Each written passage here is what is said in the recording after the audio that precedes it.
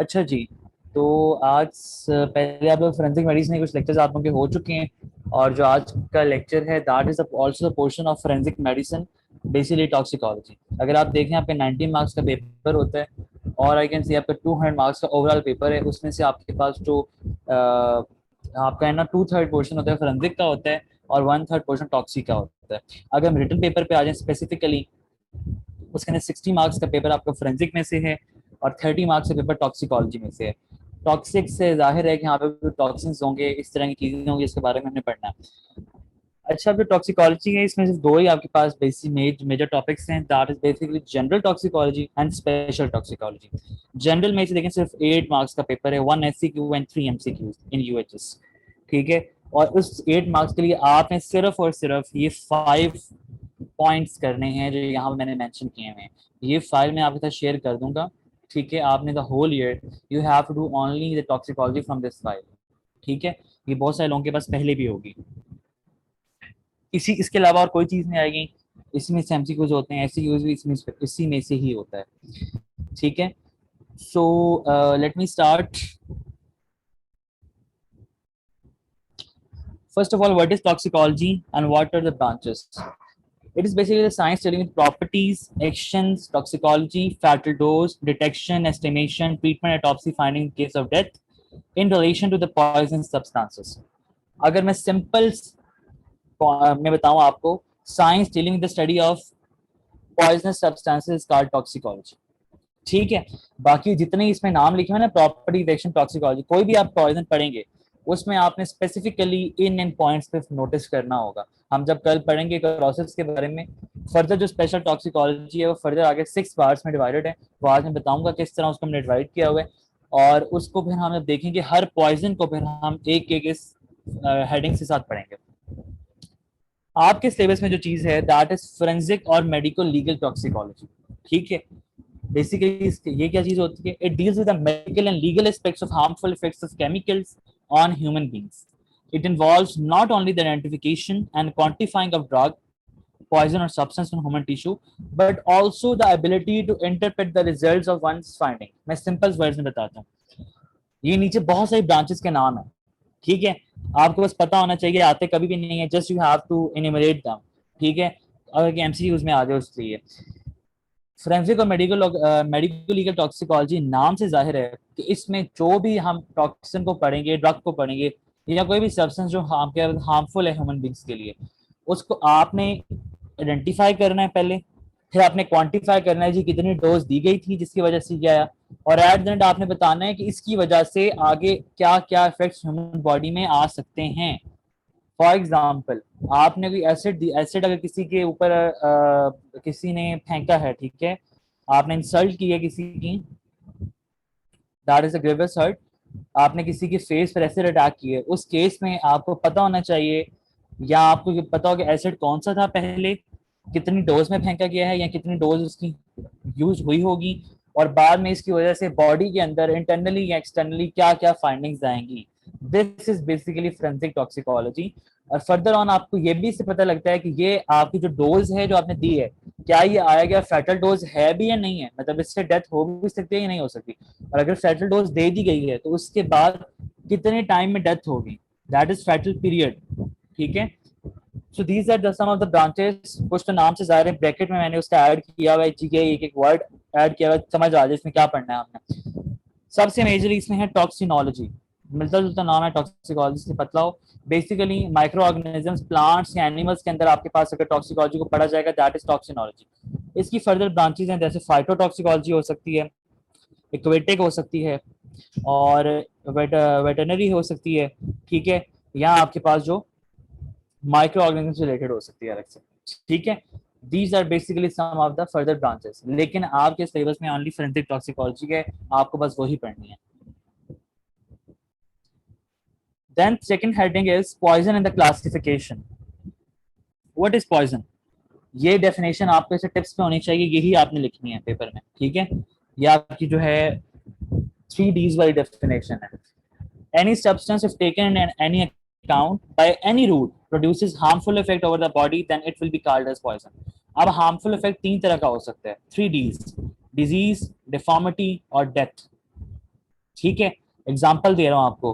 Crosses आपने लिया, अगर किसी ने एसिड आपके पास किसी ने इंजेस्ट किया है, ठीक है, इंजेस्ट में हो सकता है कि वो डिजीज आएगी, बॉडी के अंदर कोई ना कोई डिजीज हो सकती है, लाइक आपका स्टमक रप्चर हो सकता है, या आपकी फर्दर आपकी पैथोलॉजी हो सकती है। डिफॉर्मिटी में किसी ने ऐसे अटैक किया तो फेस सारा डिफॉर्म हो जाएगा, ठीक है, या किसी का बोन फ्रैक्चर हो गया एक्सीडेंट में, वो डिफॉर्मिटी कहलाती है। पॉइजन में अगर देखेंगे तो कोई चीज जो आपकी परमानेंटली आपके पास वो लॉस हो गई है, रिवर्स हर्ट में आती है, उसे डिफॉर्मिटी कहते हैं, और डेथ आपको पता है।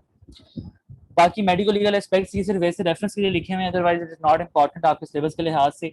ये पता हो कि आपके पास जो पाकिस्तान पीनल कोड है, मतलब वो लॉ जो आपका offence and the punishments related to offence को डिफाइन करता है, ये वो उसे वो पाकिस्तान पीनल कोड है, बेसिकली 1860 का एक्ट है ये, और इंडियन पीनल कोड से बहुत ज़्यादा मिलता जुलता है, लेकिन क्योंकि हम एक मुस्लिम रियासत हैं तो हमारे थोड़े से रूल्स में डिफरेंट हैं, जो कि with the passage of time जैसे जैसे बाद में इंडिपेंडेंस के बाद से वो चेंज होते रहे हैं। ये कुछ आपके पास क्या कहते हैं सेक्शंस हैं आपके उस पीनल कोड के, जो कि आपके सिर्फ पॉइजन की केयरलेस हैंडलिंग या उनके ऑफेंसेस या पनिशमेंट से रिलेट कर रहे हैं। इनको याद करने की जरूरत नहीं है, नट लेने की कोई जरूरत नहीं है, बस थोड़ा बहुत पढ़ लें, आपको पता होना चाहिए कि है क्या चीज़ है। देन द इम्पोर्टेंट थिंग जो बहुत इंपॉर्टेंट है, जो आपसे पूछी जाएगी, classify the poison on the basis of, origin के बेसिस में एमसीक्यूज में आएगा, वैसे नहीं आ सकता। एक्सोजीनियस या एंडोजीनियस हो सकते हैं। एक्सोजीनियस देखने कार्बन मोनोऑक्साइड बाहर से आएगी जो बॉडी के नॉर्मल नहीं है। एंडोजीनियस में रिटेंशन ऑफ अमोनिया या कार्बन डाइऑक्साइड बॉडी में ज्यादा हो रही है किसी भी डिफॉर्म कोई भी आपके पास डिसऑर्डर की डिजीज की वजह से, that is endogenous. Mode of action, ये वो बेसिस है जो मैं अभी आपको बता रहा था, जिसकी बेस पे आपने अब आगे स्पेशल टॉक्सिकोलॉजी पढ़नी है। फर्दर 6 क्लासेस हैं, first corrosive, second irritants, third आपके neurotics, fourth cardiac poison, then asphyxiants, and last on miscellaneous. Miscellaneous में सिर्फ आपके सिलेबस में एनाल्जेसिक्स आपने करने हैं, बाकी आपने नहीं करने। बाकी जब आप फार्मा पढ़ेंगे वहां पे ऑटोमेटिकली आप कवर हो जाएंगे, और वैसे आपके सिलेबस में नहीं है। अच्छा, मोड ऑफ एक्शन के लिहाज से आपको जैसे बताया कि क्रॉसेस क्रॉसेस आपके पास फर्दर डिवाइड होते हैं स्ट्रॉन्ग एसिड्स, एल्कलीज या मेटालिक एसिड्स में। ये फर्दर आपको नेम्स जो हैं, जब एक एक पॉइजन पढ़ेंगे वो आपको याद हो जाएंगे। सिलेबस में आपके स्ट्रॉन्ग एसिड्स मेजरली पूछे जाते हैं, ठीक है, तो हम सिर्फ एसिड्स को पढ़ते हैं, एल्कलीज को या मेटालिक साल्ट्स को नहीं पढ़ते हैं, क्योंकि इनके बारे में पूछा नहीं जाता है। आपने सारी सारी टॉक्सिकोलॉजी नहीं तैयार करनी होती, मैं आपको पहले बता रहा हूँ, ठीक है, टॉक्सिकोलॉजी बहुत डिटेल में है, जिस तरह आपको बता रहा हूँ, जो चीजें तैयार करनी है सिर्फ वही करनी है आपने, जो इस फाइल में मौजूद है, बस उसके अलावा करने की जरूरत नहीं है। इनऑर्गेनिक में मेटालिक आपके पास सिर्फ और सिर्फ ये होते हैं, मरकरी होगा, आर्सेनिक होगा या लेड होगा, उसके अलावा कोई भी नहीं करना होता। नॉन मेटालिक में सिर्फ आपके पास फास्फोरस है, बाकी कोई नहीं करना। ऑर्गेनिक में आपने प्लांट्स के सिर्फ नेम्स याद करने होते हैं, डिटेल नहीं करनी होती। एनिमल्स में आपने सिर्फ स्नेक्स करने होते हैं। मैकेनिकल में कोई भी नहीं करना आपने, ठीक हो गया। सिस्टमिक पॉइजन में न्यूरोटिक्स आपने ऑलमोस्ट सारे करने होते हैं, वेरी इंपॉर्टेंट। न्यूरोटिक्स में से याद रखने 2 एमसीक्यूज हैं स्पेशल के, और एक आपका जो सा होगा वो न्यूरोटिक्स में से होगा, ठीक है, और एक बाकी सबका मिला के हो रहा होता है। तो neurotics are very important. Neurotics में से टोटल आपके 12 एमसीक्यूज होते हैं जो कि पूरे स्पेशल टॉक्सी में से, उसमें से 5-6 न्यूरोटिक्स में से आते हैं। तो आपको पता हो कि हाफ स्पेशल टॉक्सी का वेटेज आपके न्यूरोटिक्स हैं। टोटल 8 पॉइजन करने हैं। ओपियम मॉर्फिन एक ही होता है, ठीक है, एक ही पॉइजन है। इनहेबिटेंट्स में अल्कोहल्स हैं, कैरोसिन आएगी आगे, या आपके पास जो है ऑर्गेनोफॉस्फेट्स वगैरह आएंगे। डिलेरियंट्स में आपके पास धतूरा आएगा, कोकेन आएगी, या आपके पास एक और है कैनाबीस आएगा। स्पाइनल में आपके पास सेरोटोनिन होगी, पेरिफेरल आपने नहीं करने होते। कार्डिक पॉइजन टोटल 4 हैं, इसमें से 1 या 2 एमसीक्यूज आते हैं, और इस दफा जो बल्कि नहीं, इस दफा बल्कि एमसीक्यूज 2 एमसीक्यूज थे बस। डिजिटालस, एक्वानाइट, निकोटीन, और चौथा ओलिएंडर होता है, जिसे कनेर कहते हैं उर्दू में। एस्फिक्सिएंट्स में only and only carbon monoxide, बाकी इंपॉर्टेंट नहीं है। मेसिलिनियस में एनाल्जेसिक्स, जिसमें एस्पिरिन और एसेटामिनोफेन आप करेंगे। बाकी आपने एसेटामिनोफेन इज पैरासिटामोल, बाकी आपने जो है ये सारे नहीं करने हैं, ये आपके ऑटोमेटिकली फार्मा में कवर हो जाते हैं। एमसीक्यूज में आ सकते हैं, तो अगर एमसीक्यू आप फार्मा में किए होंगे तो ऑटोमेटिकली कवर हो जाएंगे। बाकी यहाँ एक बात बताते चलूँ, आप यहाँ पे बहुत सारी चीजें ऐसी देखेंगे जो आपको लगेगा कि आपने फार्मा में पढ़ी है। बहुत सारे ड्रग्स, जिस तरह ओपियम है, अल्कोहल है, ठीक है, धतूरा आपने पढ़ा होगा ट्रॉपिन के अंदर, नाम यहाँ पे धतूरा यहाँ पे इस्तेमाल होता है, लेकिन ये सारी चीजें ट्रॉपिन वाली हैं, आपने एएनएस फार्माकोलॉजी में आपको पढ़ाया होगा।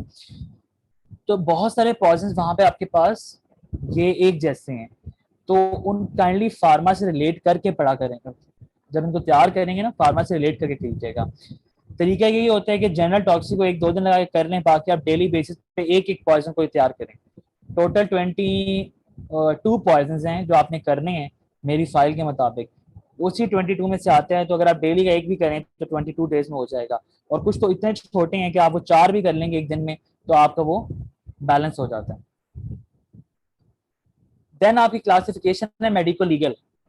मेजर क्लासिफिकेशन वही थी आपकी मैकेनिज्म के लिहाज से आपने कर लिया। मेडिको लीगली आप इंटेंसिटी ह्यूमन या एनिमल्स की बेस पे क्लासीफाई करते हैं। इंटेंसिटी में देखें अगर आप, एक्यूट होते हैं, सब एक्यूट होते हैं, क्रॉनिक होते हैं, फुलमिनेंट। फुलमिनेंट होते हैं जो एक्यूट से भी जल्दी आपके साइंस आ जाए, ठीक है, वो होते हैं आपके पास फुलमिनेंट। ह्यूमन में कुछ सुसाइडल होते हैं, होमिसाइडल होते हैं, स्टूपिफाइंग होते हैं, एक्सीडेंशियल एबॉर्टिफिकेशन। सुसाइडल सुसाइडल होते हैं खुद को मारना, होमिसाइडल होते हैं किसी को मारना। स्टूपिफाइंग वो होता है जिसमें आप किसी को मार नहीं रहे होते, बस उसको थोड़ी देर उसके सीएनएस को डिप्रेस कर रहे होते हैं इस लेवल तक कि उसको कॉन्शियस उसकी मेंटेन ना रहे। और ये स्टूपिफाइंग पॉइजन को रॉबिंग पॉइजन भी कहते हैं। आप लोगों को इसको लूटने के लिए इस्तेमाल करते हैं, उनको सुंघा कर कोई ना कोई चीज। एक्सीडेंशियल गलती से कुछ नहीं किया, स्वापिंग आपको काट गए। एबॉर्टिफिकेशन होते हैं जो एबॉर्शन के तौर पे काम कर रहे हो, ठीक है, एबॉर्शन करवाने में आपके पास हेल्प कर रहे हो। और इसके एबॉर्शन के दौरान आपके पास फीमेल की डेथ भी हो सकती है, ठीक है, क्रिमिनल एबॉर्शन की बात हो रही है। अगर आप फोरेंसिक पढ़ रहे हैं तो you are basically concern with criminal abortion, not the other type of जो नेचुरल एबॉर्शन है या आपके पास जस्टिफाइबल एबॉर्शन है, उसके बारे में बात नहीं हो रही। जस्ट द क्रिमिनल एबॉर्शन ज्यादा फोकस होता है फोरेंसिक। एनिमल्स में एक्सीडेंशियल या इंटेंशनल हो सकता है, ठीक है, सुसाइडल तो नहीं होगा ना, कोई पॉइजन खुद एनिमल जानबूझ के तो नहीं ले सकता, तो सुसाइडल नहीं हो सकता। होमिसाइडल जो सा है उसको इंटेंशनल कहते हैं यहाँ पर, ठीक है। बाकी आपके सिलेबस में एक दफा प्रॉफ में पूछा गया केथ सिम्पसन क्लासिफिकेशन क्या है।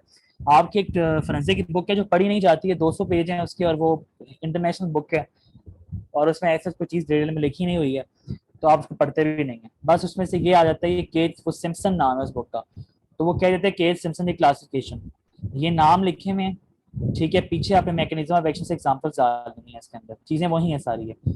ये हर अलग अलग क्लास आप किस तरह क्लासीफाई की है, टोटल दे रहा 9 क्लासेस, ठीक हो गया। ये आपके 2 क्वेश्चन तैयार हो गए। Then question number 3 is factors modifying the action of poison. सारे वही फार्मा वाले फैक्टर्स हैं, थोड़ा सा इसमें टॉक्सिक का टच देंगे, अभी देखते हैं। पहला फैक्टर है कि फॉर्म ऑफ पॉइजन क्या है आपके पास, ठीक है। फॉर्म ऑफ पॉइजन 3 तरह के हो सकते हैं, बेसिस पे देखते हैं, फिजिकली, केमिकली, मैकेनिकली। फिजिकली देखें, आपके पास गैसेस ज्यादा पॉइजनस होती हैं एज कम्पेयर टू लिक्विड और सॉलिड्स। एग्जांपल, गैस क्या है, कार्बन मोनोऑक्साइड, वो ज्यादा पॉइजनस है as compare to acids. Acid को थोड़ा टाइम लगता है, और एसिड से ज्यादा आपके पास सॉलिड में देखें, आर्सेनिक हो गया, लेड हो गया, वो क्रॉनिकली लेके आते हैं, ठीक है, उसमें क्रॉनिक सिम्टम्स आ रहे होते हैं। केमिकल स्टेट देखें, इसमें केमिकली आपके पास मुख्तलिफ तरह की सॉल्युबिलिटी पे डिपेंड कर रहा है। 2 कॉम्बिनेशन मिलकर इनर्ट हो सकते हैं, मतलब उनका पॉइजन इफेक्ट खत्म हो सकता है। फॉर एग्जांपल, सिल्वर नाइट्रेट या HCl अलग अलग देंगे आप तो ये पॉइजन है। इनके इफेक्ट को न्यूट्रलाइज करने के लिए आप फिर दूसरे को ऐसे एंटीडोट इस्तेमाल कर रहे होते हैं। कुछ ऐसे होते हैं जो कंबाइन होकर पॉइजनस हो जाते हैं। कोई भी मेटल अपनी मेटेलिक फॉर्म में पॉइजनस नहीं होता मोस्टली, लेकिन जब आप उसको कंबाइन करते हैं, उसके साल्ट्स बनाते हैं, उस केस में वो पॉइजन बन जाते हैं, ठीक है। ऊपर ये एग्जांपल है मेटल, और नीचे वही बात लिखी है उसने, metals are not poisonous but their salts are. Mechanical state में देखें, आपके पास it leads to change in poison action combined form, ठीक है। फॉर एग्जांपल, आपने किसी करोसिव को वाटर के साथ कंबाइन कर दिया है, आपको पता है कि वो डाइल्यूट हो जाएगा, तो जब एक एसिड डाइल्यूट हो जाए तो उस केस में आपके पास उसका इफेक्ट कौन सा है, वो कम हो जाएगा, ठीक है। बिल्कुल वैसे जिस तरह हम लोग बायोकेम की लैब्स में आपके पास एसिड इस्तेमाल कर रहे होते थे, लेकिन उनकी फाइंडिंग्स कभी भी एक्यूरेट नहीं आती थी, क्योंकि उन्होंने उसको डाइल्यूट किया होता था ताकि कोई हार्मफुल इफेक्ट ना हो जाए। Then there is method of administration, आपने किस तरह उसको एडमिनिस्ट्रेट किया। ये जो यहाँ पे रूट लिखा हुआ है ना, फार्मा में वो काम आएगा, इसको याद कर लीजिएगा। अगर कोई आपने इनहेल किया है गैसेस या वेपर फॉर्म में, उसका सबसे ज्यादा इफेक्ट होगा then IV route, then IM subcutaneous intradermal route, then application to the wound, then application to serous surfaces. Serous surfaces में जिस तरह आपकी ये कंजक्टिवा आ जाता है आई का, ठीक है, और या आपके पास जो है ओरल कैविटी आ सकती है, सिर्फ ओरल कैविटी में, ठीक है। Then injection, then introduction into natural orifices. Natural orifices में आपका रेक्टम, वेजाइना, यूरेथ्रा, या सब लिंगुली जो आप रखते हैं, सब लिंगुली या सब बकली, ठीक है। अंदर आप या तो जबड़े के साथ रखते हैं या जबान के नीचे रखते हैं। Application to the unbroken skin सबसे एंड पे आता है, और एग्जांपल उसमें एक ही है जो आपके कॉमनली इस्तेमाल होते हैं, निकोटीन पैचेस। आजकल निकोटीन पैचेस आ गए हैं उन लोगों के अंदर जिसके अंदर ये स्मोकिंग सेडेशन वगैरह करवानी हो, उस केस के अंदर, ठीक है। तो निकोटीन पैचेस होते हैं, 12-12 घंटे का होता है, वो इस्तेमाल हो रहे होते हैं। रफ एस्टिमेट ये है कि अगर आपकी जो, क्योंकि हम कॉमनली जो मेडिसिन लेते हैं आपको पता होगा, हम वो माउथ से लेते हैं, तो अगर रफ एस्टिमेट हम ये ले जाएं कि एक्टिव डोज माउथ की 1 यूनिट है, तो जो रेक्टल डोज होगी वो थोड़ी ज्यादा होती है, 1.5 to 2 टाइम्स, और जो हाइपोडर्मिक जो आपने स्किन में लगानी है वो उसकी 1/4 होगी, मतलब वो कम होगी। अब रेक्टल डोज ज्यादा क्यों है? पहली बात तो ये है कि रेक्टल डोज में आपके पास मेडिसिन का जो पाथवे है वो उल्ट जाएगा, आपका अगेंस्ट द ग्रेविटी कहते हैं, या आप कहते हैं अगेंस्ट द पेरिस्टाल्टिक मूवमेंट, ठीक है। दूसरी बात ये है कि रेक्टल डोज में आपका बहुत सारा ड्रग लॉस हो जाता है, माउथ में भी होता है आपके पास लॉस, कुछ एब्जॉर्ब नहीं हो पाता, यहाँ एब्जॉर्ब हो जाता है, बाद में लिवर उसको डिस्ट्रॉय कर देता है। आगे आप पढ़ेंगे फार्मा, जनरल फार्मा अगर पढ़ लिया है तो आपको फर्स्ट पास इफेक्ट का पता हो, ठीक है। और हाइपोडर्मिक डोज आपको पता है कि आप डायरेक्टली टिश्यूज में इंजेस्ट कर रहे हैं जहां पे फाइंडिंग्स आनी है, तो वहां डोजेज कम ही होती है। आगे देखें, आपके पास नेक्स्ट है कंडीशन ऑफ द बॉडी। ये सारी वही आपके पास फार्मा वाली बातें हैं, एज मैटर कर रही होती है। दो एक्सट्रीम्स पर ये पॉइजन ज्यादा इफेक्ट करते हैं, चाइल्ड में या ओल्ड में। क्यों? बच्चों में because of poor metabolic development, और बड़ों में पुअर जनरल हेल्थ, मतलब यंग जो से होते हैं वो आपके पास टॉलरेंट होते हैं पॉइजन से। Then state of health, common सी बात है, एक बंदा जो हेल्दी है वो पॉइजन को ज्यादा अच्छा टॉलरेट कर सकते हैं बजाय उसके कि जो ऑलरेडी जिसको कोई प्रॉब्लम चल रहा है। फॉर एग्जांपल, एक बंदे को ब्रोंकियल अस्थमा, पहले ही आप उसको ओपीएम दे रहे हैं, ओपीएम ऑलरेडी आपके पास रेस्पिरेटरी पैरालिसिस करवाता है, तो वो तो उसी कंडीशन को एग्रीवेट कर जाएगा। इसी तरह लिवर डिजीज है और आप ऊपर से आप बार बार पैरासिटामोल दे रहे हैं, तो पैरासिटामोल का तो साइड इफेक्ट होता ही है कि उसने jaundice, liver cirrhosis, liver problems लेकर आनी है, तो वो लिवर डिजीज एनहांस कर जाएगी। स्लीप और इंटॉक्सिकेशन, अमूमन इस केस के अंदर आपके कोई भी ड्रग हो, कोई भी चीज हो जो आप दे रहे हो, उसका एक्शन कम हो जाता है। देन आपके पास condition of stomach also matters. अगर स्टमक फुल है उस केस में आपके पास एक्शन की जो पॉइजन का एक्शन है वो आपके पास स्लो हो जाएगा।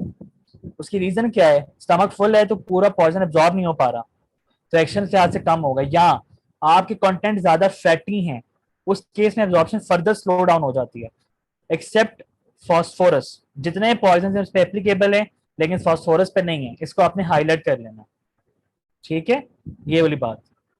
रूट ऑफ एलिमिनेशन, ये भी मैटर कर रहा होता है। वो एब्जॉर्ब पॉइजन होगा तो वो kidney, bile, milk, saliva, mucus या सीरस सेक्रेशन से आ सकता है। अनएब्जॉर्ब जोन से वो आपका फीसेस या वॉमिटिंग वगैरह से। डोज इफेक्ट्स, अगर डोज ज्यादा हो जाए तो अमूमन आपके पास वॉमिटिंग, सिवियर इरिटेशन या डायरिया वगैरह होता है। फॉर एग्जांपल आर्सेनिक पॉइजनिंग है। आइडियोसिनक्रेसी, ये आपने पढ़ा होगा फार्मा में, it is basically the unusual reaction of a individual. ये समझें थोड़ी सी बात, ये हर किसी में नहीं होता, बहुत कम इंडिविजुअल्स में होता है। फॉर एग्जांपल, ऐसे लोग जिन लोगों के अंदर G6PD की डेफिशिएंसी ऑलरेडी होती है इस एंजाइम की, अगर उन लोगों में आप एस्पिरिन को ज्यादा इस्तेमाल करें तो उन लोगों में हेमोलिटिकल एनीमिया हो सकता है, ठीक है। तो ये आपके पास है unusual reaction of an individual की एग्जांपल। एलर्जी में देखें, हाइपर सेंसिटिव रिएक्शन जो कॉज करवाएं, फॉर एग्जांपल पेनिसिलिन या एंटीबायोटिक्स। हैबिट में, या इसको कहते हैं एडिक्शन, आप किसी चीज को लॉन्ग टर्म इस्तेमाल करें तो उसका effect with the passage of time reduce होता जाता है। फॉर एग्जांपल अल्कोहल, जो अल्कोहलिक्स होते हैं शुरू शुरू में, एक बंदा जिसने फर्स्ट टाइम अल्कोहल पिया, एक बंदा जो यूज्ड टू है, ज्यादा इफेक्ट उसके अंदर होगा जिसने फर्स्ट टाइम पी है, उसको तो अपना होश ही नहीं रहेगा ना।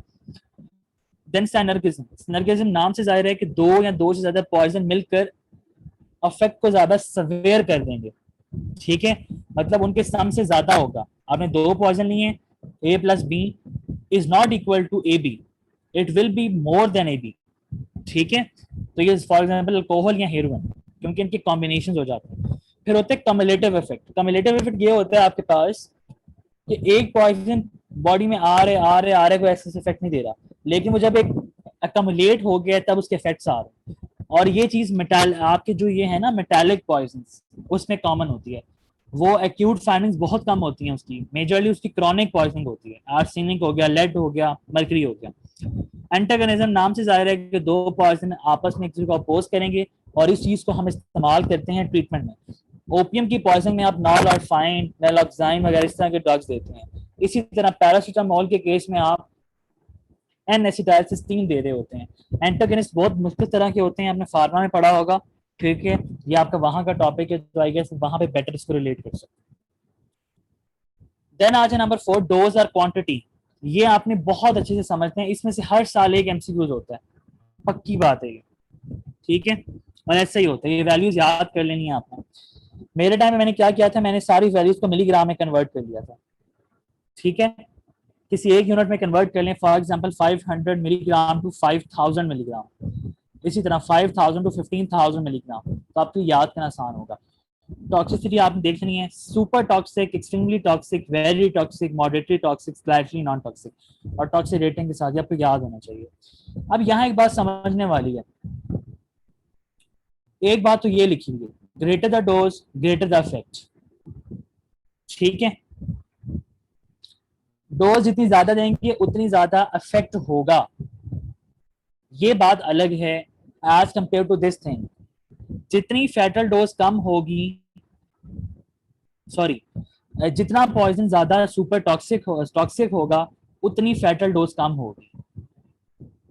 एक रिलेशन डायरेक्ट में और एक इनवर्स में देख लें, यहाँ लिख लें बेशक, यहाँ मैं आपको यहाँ पर लिख देता हूं।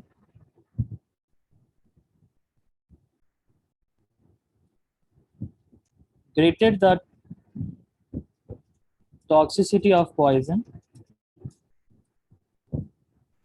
smaller will be the fatal dose। ठीक है, ये बात अब आपको आई गेस की क्लियर हो गई होगी। Greater the toxicity of poison, smaller will be the fatal dose. और दूसरी बात ये है कि डोज, फैटल डोज की बात नहीं हो रही, डोज ज्यादा तो इफेक्ट ज्यादा होगा। ठीक है, ये आपका तीसरा सवाल तैयार हो गया। देन नाउ इंपॉर्टेंट सवाल इसी तरह आता है, duties of medical practitioner in case of poisoning. कोई भी पॉइजनिंग केस इमरजेंसी में आता है तो वहां पे जो ऑन ड्यूटी डॉक्टर की क्या ड्यूटी है, ये आपको पता होना चाहिए। तीन तरह की ड्यूटीज हैं। पहली है मेडिकल ड्यूटी। मेडिकल ड्यूटी यही होती है अपने केयर और ट्रीटमेंट देना है और उसकी राइट्स को इन्फॉर्म करना है, बस। लीगल ड्यूटीज इंपॉर्टेंट जो आपको पता होनी चाहिए। सबसे पहले आपने उसकी डिटेल्स को नोट डाउन करना है। ठीक है, अगर वो अपनी कॉन्शियस है तब, और अगर वो कॉन्शियस नहीं है तो उसके साथ जो कंप्लेंट बंदे हैं उसके साथ। और इन केस अगर आपके पास दोनों चीजें मौजूद नहीं है तो यू विल, आपको कोई साथ में कोई चीज मौजूद, कोई आईडी कार्ड वगैरह, कोई इस तरह की चीज एसेसरीज मौजूद होंगी जिससे आपको फाइनेंस मिल जाए, और आपने साथ साथ ट्रीटमेंट शुरू कर देना है। ठीक है ना, ये ना हो कि आप पहले डिटेल्स लेते रहें और उसकी यहाँ पे जान चली जाए। अगर आपके पास सस्पेक्टेड होमिसाइडल पॉइजनिंग है, उस केस में आपने हमेशा जो आपका शक है उसको आपने पहले कंफर्म करना है। ये नहीं कि पहले आपने बता देना कि मेरे ख्याल से ये है, नो, आपके ख्याल का वहां पे कोई नहीं पूछ रहा। You have to make the findings and to give them to patients after the confirmation from the laboratory. उसके लिए आपने क्या क्या करना है, आपने वॉमिट्स को कलेक्ट करना है, यूरिन कलेक्ट करना है, और साथ में इसको आपने सबमिट करना है। आपने केयरफुली ऑब्जर्व करना है और रिकॉर्ड करना है symptoms in the relation to food, जो खाना उसने खाया हुआ है या जाए वकुआ पर मौजूद था, उसका कलर क्या है, टेस्ट क्या है, उसकी स्मेल में कोई फर्क तो नहीं है, और क्या उसकी वजह से और बहुत सारे लोग एक ही टाइम पे इफेक्ट तो नहीं हुए। ऐसा अक्सर हो सकता है कि किसी आपके जगह एक जगह इकट्ठा खाना बने और उसमें कोई पॉइजन मिला था गलती से, तो एक्सीडेंटली वो सब ने लिया और सब ने वो आपके पास इकट्ठे पेशेंट्स आपके पास आ गए। तो this thing is in that case important. उसके बाद आपने हर तरह के केस में अपने सीनियर प्रैक्टिशनर को कॉन्फिडेंस में लेना है और उसको आपने बताते रहना है। ये नहीं कि मैं तो खुद हूं तो मैं कर लूंगा सब कुछ, नो।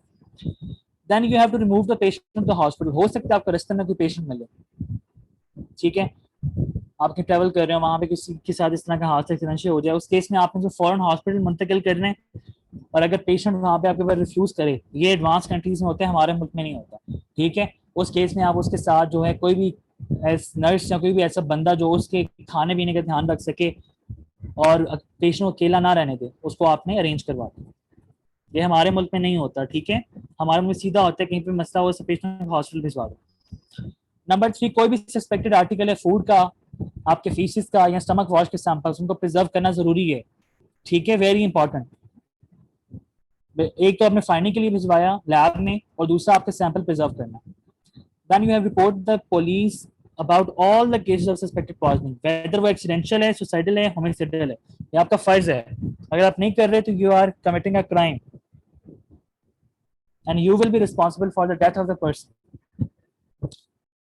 उसके बाद लॉ में आपने पढ़ा दो तरह की चीजें होती हैं, डाइंग डिक्लेरेशन या डाइंग डेपोजिशन। डाइंग डेपोजिशन वो बंदा जो चल कर अदालत नहीं आ सकता है, मतलब वो गवाह है लेकिन वो बीमार होने की वजह से है, तो उस केस में कोर्ट खुद चल कर जाता है उसके पास डाइंग डिपोजिशन लेने। डाइंग डिक्लेरेशन होता है उसके खिलाफ वो बंदा खुद ही गवाह होता है जिसके साथ एसिड अटैक हुआ है और वो मरने की हालत में होता है, ठीक है, तो उस केस में अदालत की जरूरत नहीं होती, कोई भी डॉक्टर, कोई भी अकम्पनिंग उसका रिलेटिव या कोई भी उस बंदा जो उसके पास में मौजूद है, ठीक है, वो सब कुछ बता देगा, वो रिकॉर्ड करेगा उसको, उसके बाद उसको कोर्ट भिजवा देगा। और डाइंग डिक्लेरेशन सिर्फ उस हाल में एक्सेप्ट होता है जब उस बंदे की डेथ हो जाए, मतलब उसको कबूल करवाने के लिए मरना जरूरी है। डाइंग डेपोजिशन में डेथ हो या ना हो वो दोनों केसेस में एक्सेप्टेबल होता है, लेकिन डाइंग डिक्लेरेशन की शर्त है, उसकी शर्त इसलिए है, वो कहा यह जाता है कि मरने वाला बंदा झूठ नहीं बोल सकता। तो डाइंग डिक्लेरेशन में गवाह तो है नहीं, आपके पास हमने सुनी सुनाई बात यकीन किया है ना, तो ये वाली चीज होगी। नंबर 6 पॉइंट देखें, patient dies he should not issue a death certificate but should inform the police. आप पुलिस की इजाजत के बगैर डेथ सर्टिफिकेट नहीं बना के दे सकते। नंबर 7 वही बात, आपने किसी भी पॉइजन के नेचर के बारे में बताना है, पहले आप लैब से कंफर्म करोगे फिर अपना ओपिनियन दोगे, ऐसे ही आपने हवा में तीर नहीं चलाने के, मेरे ख्याल से ये हुआ है। क्लिनिकल ड्यूटीज में देखें, आपने सबसे पहले जो अगर पेशेंट की साइकियाट्रिक हिस्ट्री लेनी है, पेशेंट से खुद अगर वो होश में है या उसके रिलेटिव से, आपने कंसीडर करना है कोई भी एसोसिएटेड उसके problems, whether they can be financial, family problems, or you can say physical problem, spiritual problems, mental problems, any case। Hepatic और रीनल फंक्शन टेस्ट भी बहुत जरूरी होते हैं, ठीक है, ये क्लिनिकल ड्यूटीज में आ जाता है। देन आप देखें treatment of the case of poisoning, ये एक फ्लो चार्ट बना हुआ है, पहले थोड़ा सा इसको समझ लें, ये आपका लास्ट टॉपिक है लेकिन मेजरली सवाल ऐसी क्यों इसमें से आया हुआ होता है, इसमें फर्दर बहुत सारे टॉपिक्स हैं, आपको मुश्किल लग रहा होगा याद करना कि पता नहीं कितना कुछ लिखा हुआ है, लेकिन ये बातें बहुत छोटी छोटी समझ लें एक दफा। पेशेंट्स, कोई भी पेशेंट आता है सबसे पहले आपके पास हॉस्पिटल में, योर फर्स्ट रिस्पॉन्सिबिलिटी, वो वेदर पॉइजनिंग केस है कोई और केस है, सबसे पहले आपने उसके वाइटल साइंस लेने होते हैं, मतलब ABC को आपने सही करना होता है, एयरवे, ब्रेथिंग और कार्डियोवैस्कुलर फंक्शन, सर्कुलेशन, ठीक है, ये देखने एयरवे खुला हुआ है, सांस सही आ रहा है, सर्कुलेशन ठीक है, ये आपके वाइटल साइंस हैं। अगर तो स्टेबल हैं, ठीक है, उसमें क्या करना है, अनस्टेबल में क्या करना है, अगर अनस्टेबल है तो उस केस में आप उसको वेंटिलेटर सपोर्ट देंगे, इंटुबेशन करवाएंगे, इंटुबेशन में ट्रैकोस्टमी आ सकती है, अरिथमियाज को, सीजर्स को, हेमोडायनामिक सपोर्ट वगैरह, मतलब रिलेटेड जो भी प्रॉब्लम है उसको पहले ट्रीट करेंगे, देन फर्दर काम करेंगे। लेकिन अगर वो स्टेबल है फिर आपने ऑब्टेन करने हैं blood samples, like blood gases, liver and kidney biochemistry, haemogram वगैरह, ठीक है, सैंपल आपने तब लेने जब वो स्टेबल है, अगर वो स्टेबल नहीं है तो उसको पहले आप स्टेबल करेंगे, उसके बाद आपने स्टेबल करने के बाद या सैंपल लेने के बाद क्या करना है, what you have to do is you have to prevent the further absorption, मतलब फर्दर वो बॉडी में एब्जॉर्ब ना हो पॉइजन, ठीक है, मेजरली पॉइजन आपके क्या होते हैं, GID से लिए हुए होते हैं, आपने इंजेस्ट किए होते हैं, उस केस में आपने इंड्यूस करना है मिसेज, इनकी वॉमिटिंग इंड्यूस करवानी है, गैस्ट्रिक लवाज, स्टमक वॉश को कहते हैं, activated charcoal, whole bowel irrigation, catharsis, dilution, ये सारी टर्म्स को आगे पढ़ेंगे, ये आपको समझ आ जाएंगी। यहाँ एक्सपोजर साइट्स बाकी भी हो सकती हैं, आईज हैं, स्किन है, उस केस में आपने उसको डिकंटामिनेट करना है ताकि फर्दर पॉइजन एब्जॉर्ब ना हो। इसके अलावा आपने क्या करना है, आपने इनहेंस करवानी है एलिमिनेशन, जो पॉइजन एब्जॉर्ब हो गया उसको जल्द से जल्द बॉडी से निकाला जाए। ये तरतीब आपने याद रखनी है। उसमें आपने क्या करना है, आप मल्टीपल डोज एक्टिवेटेड चारकोल दे सकते हैं, डायूरेसिस करवा सकते हैं, यूरिन पीएच को अल्टर करेंगे, चिलेशन करवाएंगे या एक्स्ट्रा कॉर्पोरियल रिमूवल करवाएंगे। मुख्तलिफ केस के ये प्रोसीजर्स लिखे हुए हैं। In the case of carbon monoxide या कोई और आपके पास इनहेलेशनल पॉइजन है तो। और एलिमिनेशन हैज करवाने के बाद आपने एडमिनिस्टर करना है स्पेसिफिक एंटीडोट, अगर मौजूद है तो। स्पेसिफिक नहीं है तो नॉन स्पेसिफिक, मैकेनिकल, फिजिकल जो भी है एंटीडोट देंगे। और एट द एंड जब सब कुछ आप कर लेंगे तो आपने पेशेंट को साइकेट्रिक और नर्सिंग केयर लाजमी देनी है। तो there are total 6 points. Number 1 stable, number 2 prevent the absorption, number 3 enhance elimination, number 4 administer specific antidote, number 5 nursing care, number 6 psychiatric care। ठीक हो गया। आगे देखें, what is the main aim of the treatment? It is basically कि आप patient को जिंदा रखें by giving the attention to respiration and circulation। ये नहीं कि अपने और प्रोटोकॉल्स में लग जाए और बंदा मर जाए।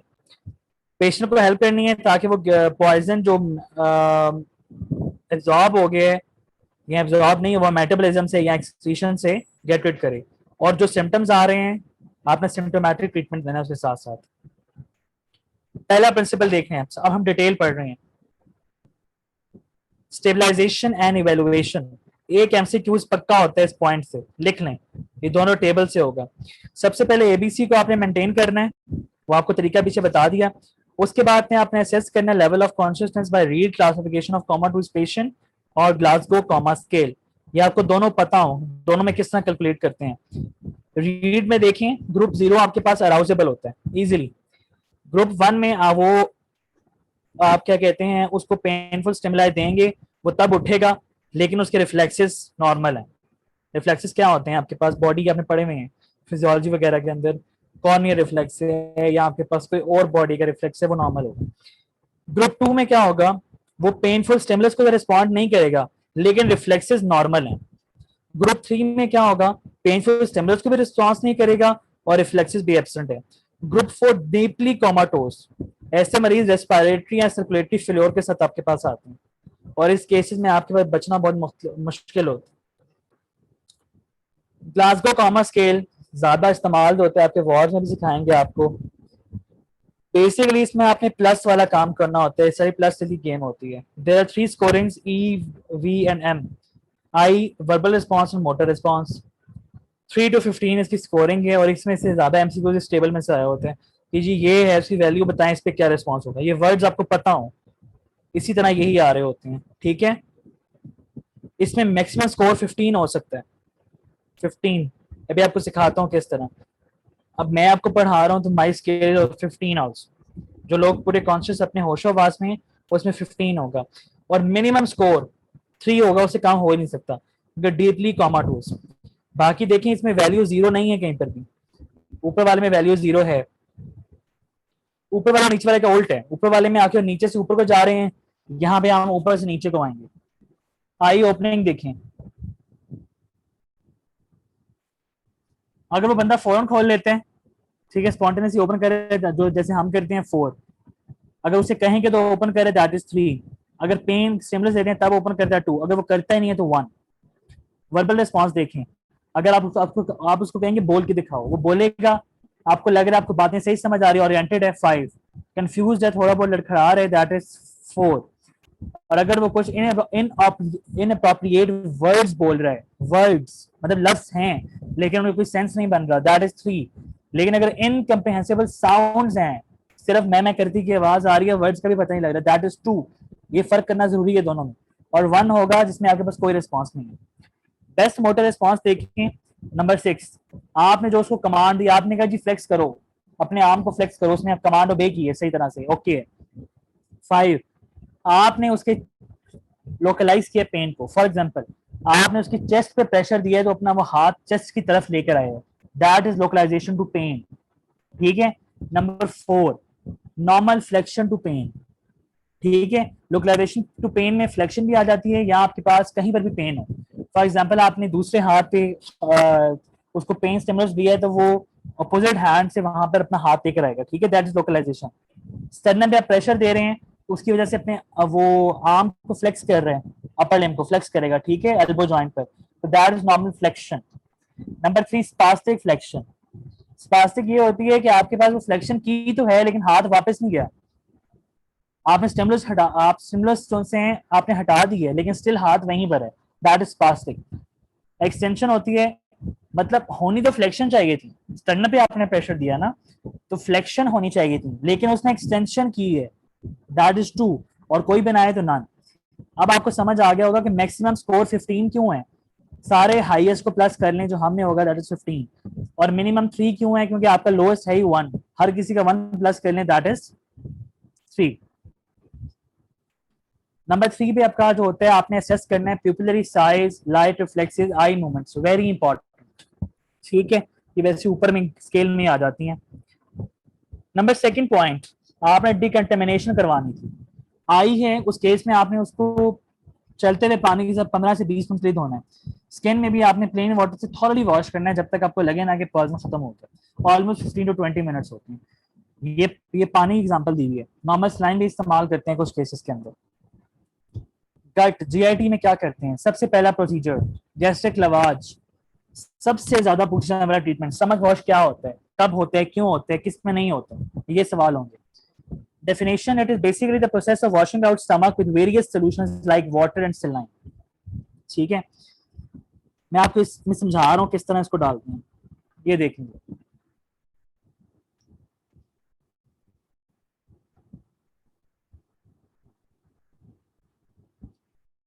इंडिकेशंस हैं आपके पास, मतलब क्या यूज करना है आपने, कॉन्शियस पेशेंट्स ने करना है बस, या 4 से 6 घंटे हो जाए इंजेस्ट किए हुए, या बच्चा जो 6 महीने से छोटा है। एस्प्रीन या ओपॉइड की पॉइजनिंग में एक्सेप्शन है, आप 24 घंटे के बाद भी कर सकते हैं गैस्ट्रिक लवाज, सिर्फ इन 2 में होती है, और सिर्फ ओरल रूट में आप कर सकते हैं, एक्सेप्ट मॉर्फिन आईवी, अगर आपने मॉर्फिन को आईवी दिया हुआ है उस केस में आप उसमें भी कर सकते हैं, अदरवाइज ओरल रूट। कंट्राइंडिकेशन इसका उल्ट होगा, देखना, unconscious patient, comma convulsive patient में नहीं करना, जिन लोगों में इम्पेयर्ड गैग रिफ्लेक्स पहले ही उसमें नहीं करेंगे क्योंकि इसमें गैग के चांसेस ज्यादा होते हैं। समन सेड आवाज क्या मेरी सिर्फ स्किप हुई, मुझे समझ नहीं आपकी बात।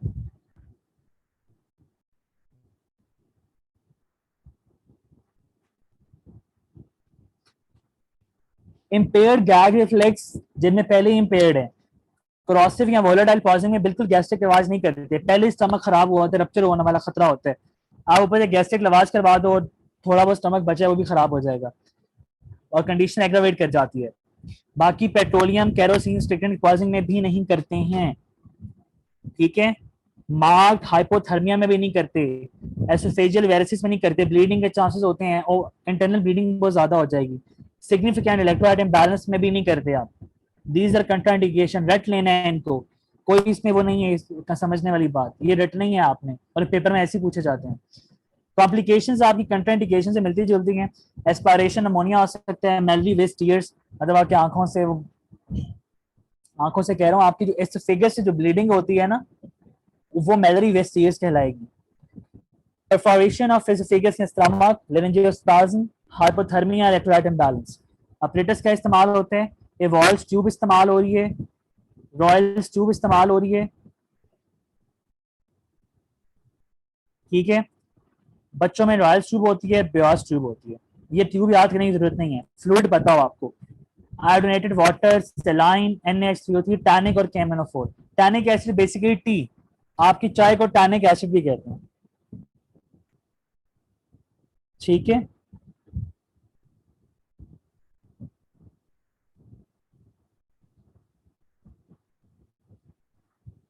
आई गेस आपको समझ आ गया होगा। प्रोसीजर क्या है, सिंपल, आपने पहले एयरवे को प्रोटेक्ट करना है, ये ना हो कि एयरवे आपके पहले प्रोटेक्ट ना हो और आप उसमें वो घुसेड़े जा रहे हो, ठीक है। उसके बाद अपने पेशेंट को थोड़ा सा लिटिल पोजीशन पे करवट देके लेटाना है, then you have to pass the tube orally, जो उसका इंसर्टिंग एंड ट्यूब का उसको लुब्रिकेट करना है, आपने लुब्रिकेंट इस्तेमाल करके।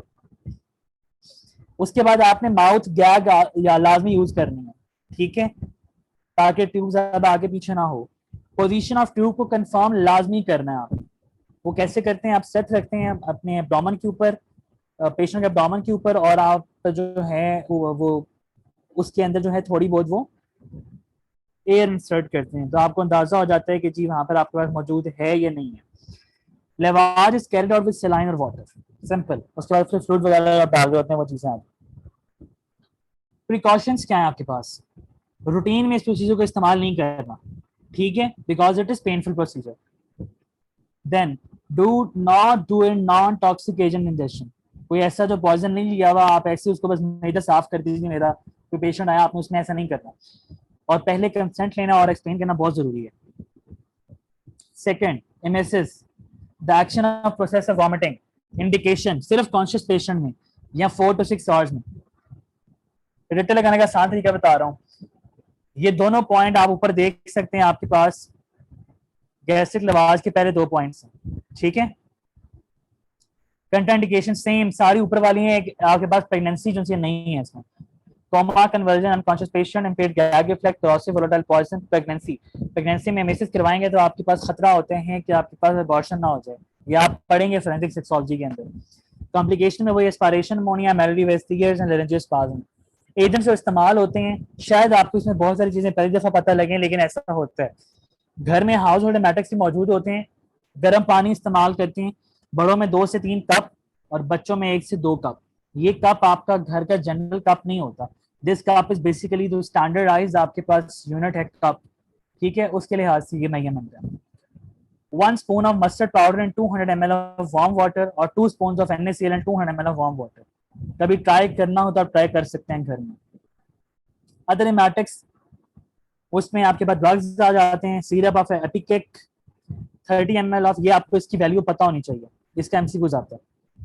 30 ml of for adults and 15 ml for child. 1 से 2 ग्राम जिंक सल्फेट या आपके पास ammonium carbonate in 2 ml of water. 6 milligram subcutaneously apomorphine. या सीधा क्या करते हैं, आप किसी चीज के साथ पोस्टीरियर फ्रिंजल वॉल को टच कर देते हैं, ठीक है, उसको प्रेस कर देते हैं, आपको पता है कि वहां पर कौन सी नर्व पड़ी हुई है। एनीवन, गैग रिफ्लेक्स किस नर्व की वजह से हो रहा होता है, anyone of you, posterior pharyngeal wall में कौन सी नर्व है जिसकी वजह से गैग रिफ्लेक्स आएगा? Yes, vagus nerve. Then next procedure is activated charcoal. Definition and action. Basically, activity charcoal is tasteless, black fine powder. It adsorbs. Add है, AD है, not AB. Adsorbs. फर्क बताता हूँ। Adsorb poison in stomach within its pores, form tight complex and hence decrease systemic absorption of poison. अमूमन gastric लवाज के साथ activated charcoal दिया जाता है या कोई और चीज दी जाती है, लेकिन एक्टिवेटेड चारकोल ज्यादा इस्तेमाल होता है। ब्लैक पाउडर होता है, ये क्या करते हैं, आपके पॉइजन को जोड़ लेते हैं अपने साथ, एब्सॉर्ब करता है, जोड़ना, ऐड करना, एब्सॉर्ब नहीं, अंदर नहीं लेता अपने आप को, मतलब जो पॉइजन को अंदर नहीं लेता, ऐड कर रहा है, सिर्फ ऐड करता है और उसके एब्जॉर्प्शन को कम कर देगा। इसको प्रिपेयर कैसे करते हैं, heating wood pulp 900 degree centigrade and treating at high temperature with variety of active agents such as steam और कार्बन डाइऑक्साइड, ताकि उसकी एडसॉर्प्टिव कैपेसिटी बढ़ सके। Again, एडसॉर्प्टिव capacity. डोजेज ये याद करना जरूरी है, एमसीक्यू है, 40 to 80 ग्राम या 0.5 to 1 gram per kg of the body weight. It is mixed with water or sweetener and is mixed with administered to the patient. वैसे तो पानी के साथ भी करने की मसला नहीं है क्योंकि टेस्टलेस होते हैं खुद, लेकिन स्वीटनर वगैरह डाल देते हैं ताकि पेशेंट को लगे कि कुछ स्वीट चीज वो उसको दी जा रही है। कंट्राइंडिकेशन में अगर पैरालिटिक इलियस से इंटेस्टाइनल ऑब्स्ट्रक्शन है, परफोरेशन ऑफ स्टमक है, तो बिल्कुल नहीं देना, ठीक है, उससे मसला हो सकता है। कॉम्प्लिकेशंस हो सकती हैं, आपके पास अनप्लेजेंट टेस्ट हो हालांकि टेस्टलेस है, but the patient psychological can say कि ये अनप्लेजेंट टेस्ट है जी। इट मे कॉज डायरिया और कॉन्स्टिपेशन।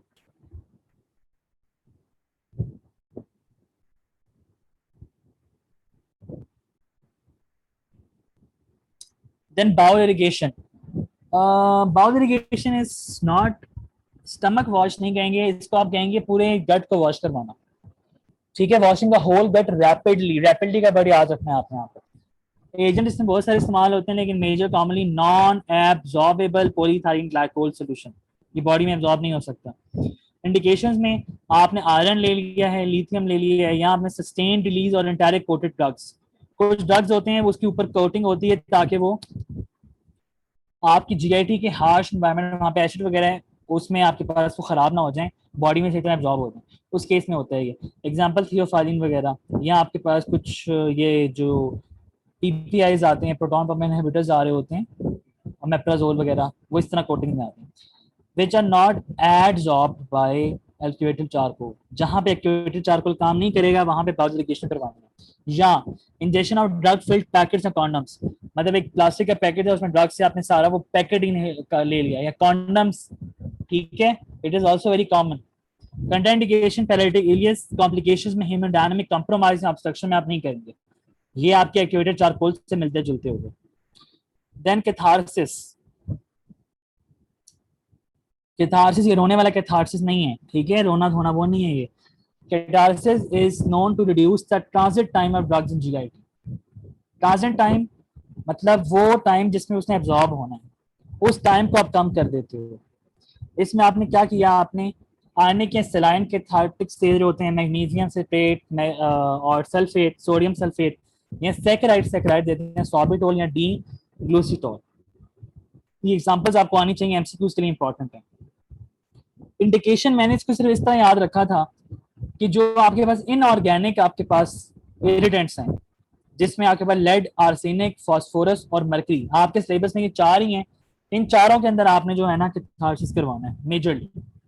कंट्राइंडिकेशन में आप क्रॉसेस में कभी भी नहीं करवाते, ठीक है, ऑलरेडी स्टमक का मसला मैंने आपको बताया था, क्रॉसेस स्टमक को अंदर से सारा उसकी वॉल वगैरह डैमेज कर देते हैं। इलेक्ट्रल इम्बैलेंस में नहीं करवाते, जिन लोगों में बाउल साउंड्स एब्सेंट हैं वो आप नहीं करवाते, वार्ड में देखेंगे बाउल साउंड्स होती हैं कुछ। मैग्नीशियम के थायराइटिक्स आप रीनल डिसफंक्शन में नहीं देते, और सीसीएफ में सोडियम के थायराइटिक्स नहीं देते आप। डाइल्यूशन आसान सा काम है, आपने पानी दे देने, कोई भी क्लियर लिक्विड दे देने, अगर उसमें क्लोरोसिस को इंजेस्ट किया, क्लोरोसिस में की मेजर होता है डाइल्यूशन, ठीक है, उसको डाइल्यूट कर देते हैं ताकि उसकी जो कंसंट्रेशन है वो कम हो जाए। देन पॉइजन एलिमिनेशन पे आ जाएं, जो तीसरा हमारा पॉइंट था। हम डिकंटामिनेशन सारी कर चुके हैं, आई गेस कि आपको जल्दी समझ आ गई होंगी। Now poison elimination, basically number A point is improvement of the renal excretion by giving the large amount of fluids orally. आपने ओरली बहुत सारा फ्लूइड देना, ठीक है, एंड यू नो कि आपकी स्टमक के अंदर वाटर एक सेकंड के लिए भी नहीं रुकता, जाता जाएगा, वहां से निकल के एब्जॉर्ब होता जाएगा, ठीक है, ऑस्मोसिस के अंदर जा रहा है बॉडी के, इस तरह आपके पास रीनल एक्सक्रीशन बढ़ जाएगी। Then number B, forced diuresis and alteration of urinary pH, ये भी एक तरीका होता है, ठीक है, फोर्सली आप करवाते हैं डाययूरेसिस। सेलाइन डाययूरेसिस हो सकती है by using in the case of alcohol, fluoride या थालियम, ठीक है, अल्कलाइन हो सकती है इन दीज सम एग्जांपल्स जो मेंशन है, ठीक है, एक दो याद कर लीजिएगा। एसिडिक हो सकती है, ये सारी देखें, इसको याद करने का तरीका बता रहा हूँ। पहले में देखें आप अल्कोहल और फ्लोराइड को याद रखें, एल्कली के अंदर आप फ्लोराइड, और साथ में आप ये याद रखें कि आपके पास सैलिसाइलेट है, एस्पिरिन है मेजरली। और एसिडिक में सिंपल सी बात याद रखें कि आपके पास न्यूरोटिक्स आते हैं इसके अंदर, जितने नर्वस पॉइजन हैं वो सारे आके एसिडिक से आप उसमें एसिडिक डाययूरेसिस करवा रहे होते हैं। देन आता है डायोफोरेटिक्स या स्यूडोरिफसिस, ये आपको पता हो क्या होता है, मेजरली आप घर में भी इस्तेमाल कर रहे होते हैं, but we people no don't know about the term. Basically application of heat, blankets या हॉट वाटर बॉटल्स इस्तेमाल करते हैं, और the administration of warm beverages, जैसे अल्कोहल है, एपिकेक है, पिलोकार्पाइन है, ओपीएम है, स्वीट स्पिरिट ऑफ नाइट्रस है, सैलिसाइलेट्स हैं, या कैफे वगैरह का इस्तेमाल कर रहे होते हैं। It will cause increase perspiration and speed up excretion of toxic agents, it is also one of the way, ठीक है। द लास्ट वन आपकी पॉइजन एलिमिनेशन में होती है एक्स्ट्रा कॉर्पोरियल रिमूवल, जिसमें डायलिसिस आ जाता है, that can be peritoneal haemodialysis, या हीमोपरफ्यूजन आ जाती है, चारकोल रेसिन, हीमोफिल्ट्रेशन आ जाती है, या प्लाज्मा फेरिसिस आ जाता है, एक्सचेंज ट्रांसफ्यूजन आ जाती है। ये जो नाम जैसे से लिखा है उसको टर्म के साथ मिला लें। हीमोपरफ्यूजन ब्लड के साथ काम हो रहा है, हीमोफिल्ट्रेशन ब्लड को साफ किया जा रहा है, प्लाज्मा फेरिसिस प्लाज्मा इन्वॉल्व है यहाँ पर, एक्सचेंज ट्रांसफ्यूजन आपने ट्रांसफ्यूज किया ब्लड, ठीक है, एक्सचेंज किया आपने, खराब वाला निकाल के सही वाला किया, ठीक है। Then antidote administration, substances that act specifically to prevent, inhibit, inactivate, counteract, reverse, or relieve the action or poison effect of toxic agent. Yeah, simple definition. Antidote are the remedies used to counteract the action of poison. Simple. ठीक हो गया, इससे ज्यादा कुछ नहीं. Classification में 5 classes हैं: universal, mechanical, chemical, pharmacological या चिलेटिंग एजेंट. यूनिवर्सल में अगर आप क्या तब इस्तेमाल करेंगे जब आपको ये नहीं पता हो कि इंजेस्टेड पॉइजन कौन सा है, या 2 से ज्यादा पॉइजन इस्तेमाल हुए हो तब. उसमें जो यूनिवर्सल आपके पास एंटीडोट है वो ये तीनों को मिला के बनता है. ये अपने रट लेना है. इसमें से एमसीक्यू से इस दफा ये कितने पार्ट्स होते हैं.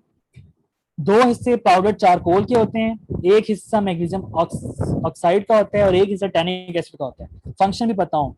चारकोल का मकसद होता है कि वो एल्कलाइड्स को एब्जॉर्ब करे. ठीक है, सॉरी ये एब्जॉर्ब होगा, एब्जॉर्ब, ये सही कर लीजिएगा. मैग्नीशियम ऑक्साइड है ना, ठीक है, इसका काम होगा ताकि वो न्यूट्रलाइज करे, because it is a base. Magnesium oxide is a base. Tannic acid का काम होता है वो मेटल्स को प्रेसिपिटेट करे. ये आपने ऐसे याद रखना है इसको. देन मैकेनिकल या फिजिकल आपके पास क्लास आती है. बेसिकली इसका फंक्शन क्या होता है कि आप पॉइजन्स की एब्जॉर्प्शन को इंपीड करते हैं, हिंड्रेंस कॉज करते हैं, उसके अंदर एब्जॉर्ब ना हो. मैंने कुछ जैसे पहले बताया था, अगर आप फैटी कंटेंट को बढ़ा दें स्टमक में तो एब्जॉर्प्शन कम हो जाएगी, राइट. उसी लॉजिक को इस्तेमाल करें. हम डिमल्सन इस्तेमाल करते हैं जो थिक कोट बना देते हैं म्यूकस मेम्ब्रेन के ऊपर, like fats, oils, milk, eggs. ठीक है, इस तरह के फैट्स इस्तेमाल करते हैं जिसकी वजह से एब्जॉर्प्शन कम हो जाती है. या बल्कि फूड कहते हैं कि जब आप किसी बच्चे ने गलती से शीशा वो इंजेस्ट कर लिया, उस केस में क्या होता है कि आप बनाना वगैरह देते हैं. ठीक है, ये आपको पता होना चाहिए, एमसीक्यू के लिहाज से इंपॉर्टेंट है. Then there is activated charcoal also used as mechanical और physical antidote. Number 3 chemical. Chemical से जाहिर सी बात है कि आपकी जो सॉल्युबल या हार्मफुल सब्सटेंसेस हैं उसको हार्मलेस या इनसॉल्युबल कंपाउंड में कन्वर्ट करेगा, ऑक्सीडाइज कर देगा. ये बहुत सारे एग्जांपल्स हैं, ये पढ़ लीजिएगा, याद करने की जरूरत नहीं है, बस पता होना चाहिए. इसमें ये एग्जांपल इंपॉर्टेंट है क्योंकि स्पेसिफिक है. ठीक है, फास्फोरस की पॉइजनिंग में कॉपर सल्फेट इस्तेमाल किया जाता है. ठीक है, ये याद कर लेना आप. बाकी जब जब आप पॉइजन पढ़ेंगे आपको वहां पे याद होता रहेगा. देन फार्मा के अंदर जितने आप एंटीडोट्स पढ़ेंगे फिजियोलॉजिकल होंगे, which produces the effect which are opposite to that of poison. को कुछ नहीं कह रहे, लेकिन बॉडी में ऐसे इफेक्ट लाएंगे जो पॉइजन के उल्ट होंगे. फॉर एग्जांपल मॉर्फिन के केस में आप नैलोक्साइन देंगे, फिजिस्टिगमिन के केस में अगर आप सॉरी ये उल्ट लिखा हुआ है, मॉर्फिन विद नैलोक्सोन. एट्रोपिन के केस में आप फिजिस्टिगमिन देंगे. ठीक हो गया. Then the last class is chelating agents. Basically antidote तो नहीं है लेकिन ये एक्शन एंटीडोट वाले ही होते हैं. These specific antidotes against some heavy metal poisoning में सिर्फ ऑर्गेनिक में इस्तेमाल करते हैं. इसमें आपने याद क्या करना है, सिर्फ नाम पता हो और कहाँ इस्तेमाल होते हैं बस, बाकी डोज याद करने की जरूरत नहीं है. ठीक है, इसको काट दें.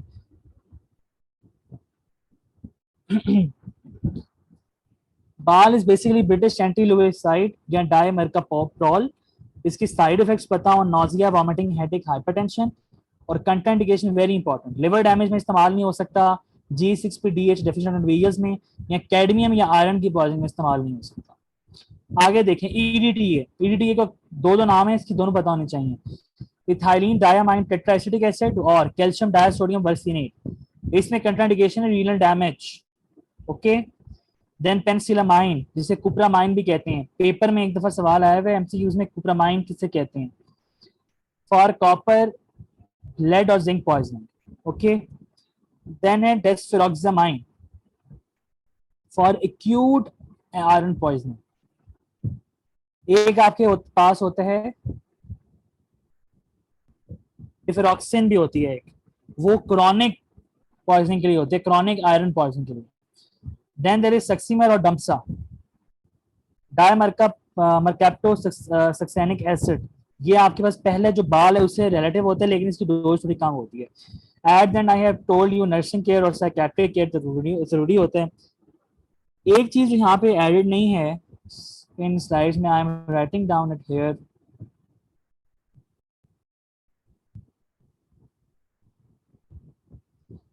जस्ट आप इसको देख लें, इसको लिख लें कहीं पर। डिसप्रोपोर्शनल एंटीटोड क्या होता है, ये आपके प्रॉफ का सवाल है। I am writing here the definition. A poison disturbing the ADME, या जिसे हम कहते हैं pharmaco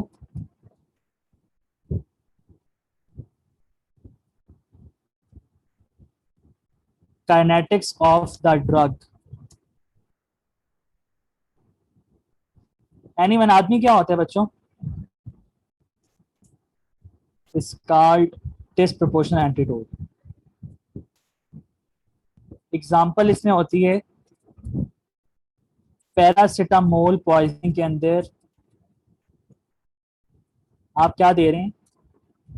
N acetyl cysteine, very important, पता होना चाहिए आपको ये।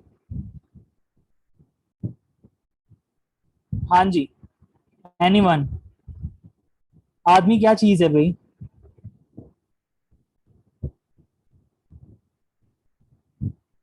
Yes, absorption, distribution.